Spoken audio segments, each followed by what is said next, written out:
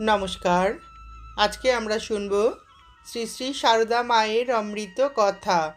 শ্রীমা এখানে তার সংসারী ভক্ত সন্তানদের সাংসারিক জীবনের নানা উপদেশ দিয়ে গেছেন।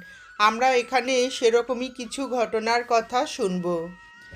একটি ঘটনার কথা, জয়রামবাটিতে এক বালবিধবা দুঃখিনী মজুরের অবৈধভাবে একটি যুবকের সঙ্গে মেলামেশার ফলে সমাজপতিদের গঞ্জনা ও লাঞ্ছনার সম্মুখীন হতে হয়। শ্রীমা তার এই সন্তানের জন্য চিন্তিতা হলে তার কৃপাপ্রাপ্ত জমিদার হস্তক্ষেপ করে এবং গোলমাল মিটে যায়।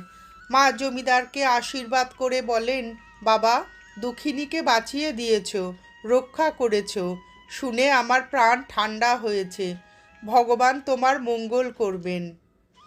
একদিন রাধু, নলিনী দিদিরা